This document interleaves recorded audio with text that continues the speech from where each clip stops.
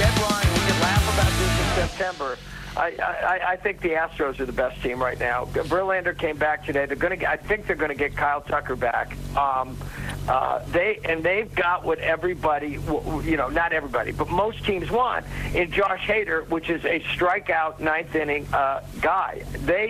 I've been saying this for a month, Michael. People didn't didn't bury the Astros when they had a chance, and now they had a tough loss to the Red Sox last night. They're losing today, but I think the Astros are really good. And what do you think the Yankees' biggest problem is, offense or Clay Holmes?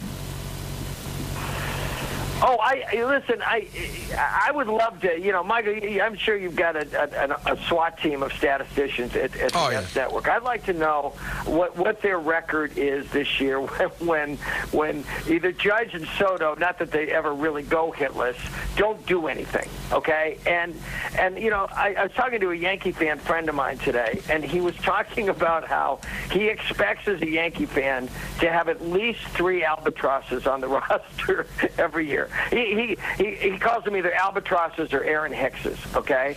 But, Michael, you look at this team. Tell me this, Mike, because I've been thinking about this today. Oh, that's my dog. I've been thinking about this today. Other than Soto, who have they added? Who has improved this team appreciably? Well, they thought it was going to be Verdugo. He's had a terrible last 2 months. Not who they thought it was good. No, not who they thought it was going to be. Right now, looking at the team, Austin Wells. Other than Soto, and again, that's obviously Soto's one of the 3 best players in baseball. Other than him, who have they brought in that has made this team a lot better? Austin Wells. And Michael, that tells you everything about the team, okay? I mean, they got a hole, and maybe Rizzo can come back. They got a hole at first base. They got a hole at third base. The shortstop has got an on-base percentage under 3, unless it went a tick over 3 last night. Verdugo's just another guy, okay? And Trent Grisham, I tweeted this out earlier, he is actually making Yankee fans nostalgic for Aaron Hicks. It's been difficult, and then you look up and they're in first place, Mike. It's just hard to wrap your mind around because there's a lot of flaws. No, Michael, I'm not writing them off. Okay, I don't think, and I've been saying this for a couple of months, and I know the blown save number, and I'll ask you this because you see way more Yankee baseball than I do, but I see a fair amount. Okay. Can you see him getting the last 3 outs in a game they have to win in mid-October if they make it that far? I can see him doing it. I don't know if I would bet that way. His stuff is filthy. So, again, it all comes down to what does he have that day, and do the ground balls that he give up find holes. So, yeah, I could see it. I wouldn't bet that way. Is that a fair answer? Yeah, Michael, it's an extremely fair answer. This is again, you touched on it. It's a flawed, good team in a year where the sport is littered with flawed, good teams. And I've got the game on silent now because it's the only one on right now.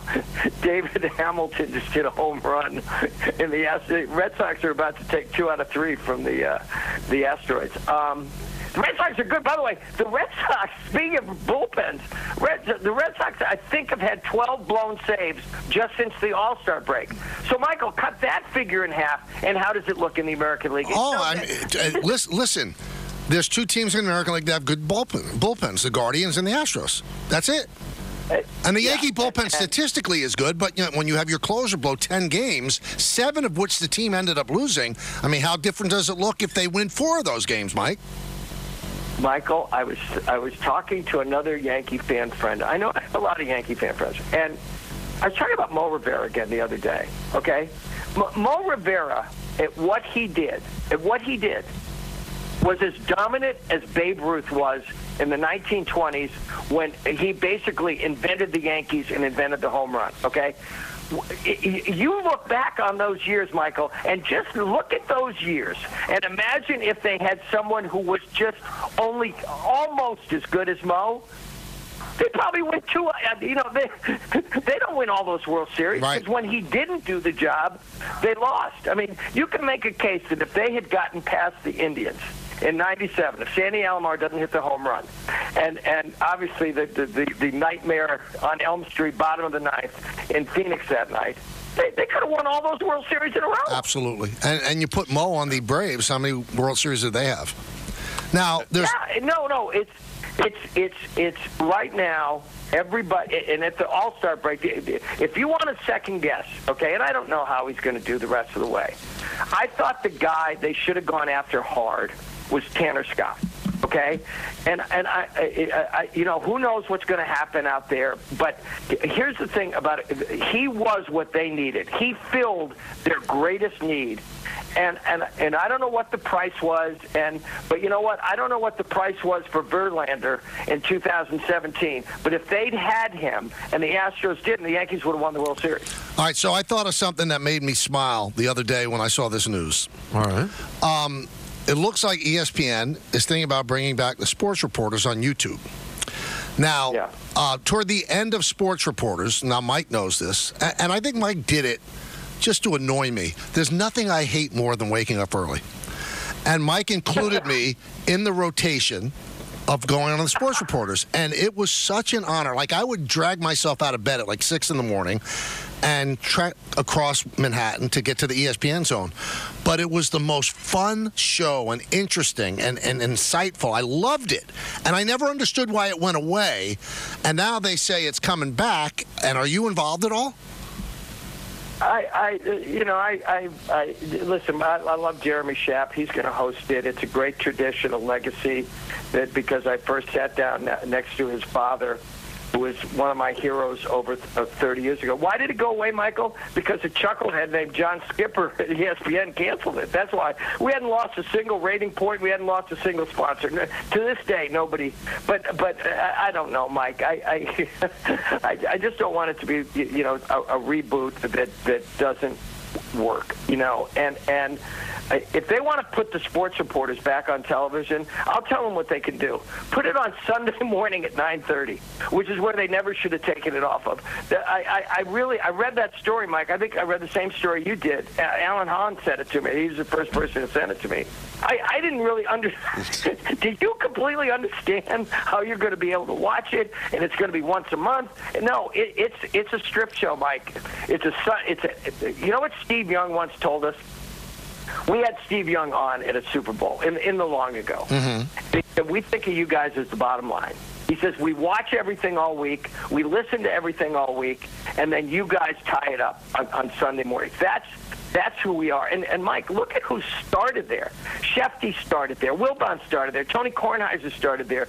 Stephen A. Smith started there. The list, Skip Bayless started. They all started on our show. None of them called me on my birthday, but they all started on that show. And it was the gold standard. And so if you're asking me if I'm going to do it, I don't know. I don't know. If they're going to bring it back, they got to respect it. And you know what it was, Mike? I don't know if you ever think about it like this. It was hot take with class. Before the screaming and all that, it was hot take done in a very, very erudite, smart manner, without the shouting. I was saying to Taylor Lupica last night, we were talking about this last night, and I was talking about Dick Schaap and John Saunders. Okay, I sat next to one for 10 years and one, I forget how, John started it in 2001 when Dick got sick, and he did it until John passed away.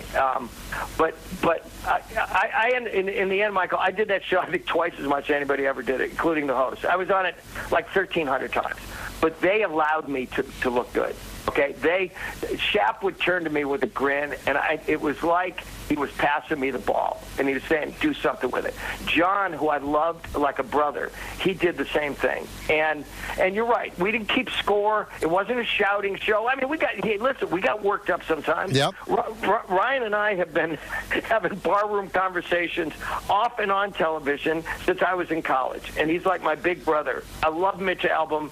it would be great. But if they're going to bring it back, do it right, and don't do it in some half-assed way. So, Don, well, I don't know if you caught it, 1,300 appearances. So I'm just guessing that the sports reporters probably bought Mike the house in the Hamptons. That's just what I'm guessing. It contributed. Oh, yes, Michael, because everybody except you gets rich at ESPN. Oh, yes. Oh, my God, yes. Oh, I forgot that. Oh, yes. Yes, yeah, Don, they threw $100 bills around like hubcaps. They're making it rain around you. But I do disagree with one. I disagree with one of the things Michael said.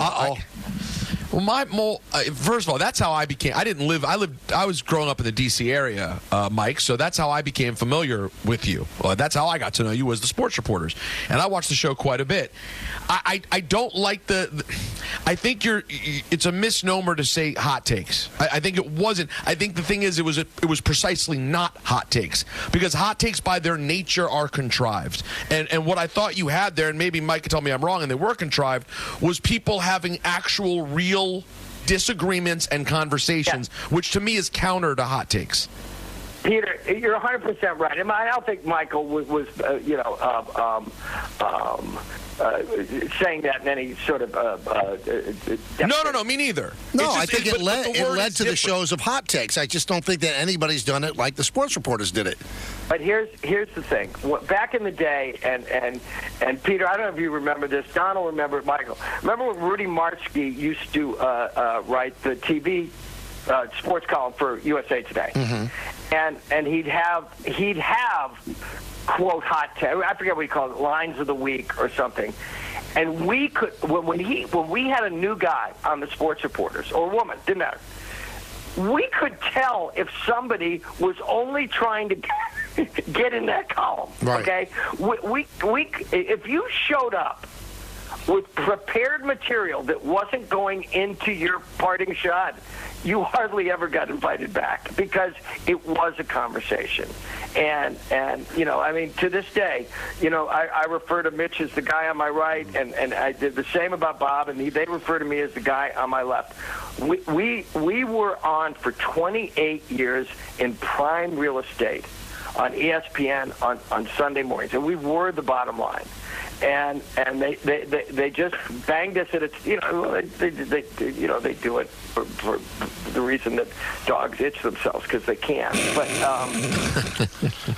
how's the book doing? I couldn't. If I've got ambitions to ever go back, I should clean that up just a tiny bit. Yeah, you should clean that up. How's the book doing? The book is doing great. Week 1, it was number 3 on the Times bestseller list, on Publishers Weekly. Number 5 last week in a very tough. It's called Hard to Kill. It's the second James Smith novel. I think I told you guys. Renee Zellweger is going to play our main character on HBO Max. And wow. I think I said this to you guys. Maybe I didn't. Everybody who does this sort of work, who has books that go in stores that people like, ought to have as much fun as James Patterson and I do writing these books. It's just an absolute it's an absolute blast. Are you still on your tour, or is that over? No, it ended. I think you were away, Mike. I think you were away. The last 3 stops on our tour sounded like a baseball road trip. Cleveland, St. Louis, Kansas City. I said, Jim, we're playing the Guardians, the Cardinals, and the Royals. And yeah, we had, Michael, we would have 400 and 500 people every night. Awesome. And we do this. We just have a lot of stupid fun, and the book's doing great. And it was all you. It was all you. It was all the show. It was the power of the Michael K. show. Yeah, we're the new Oprah. I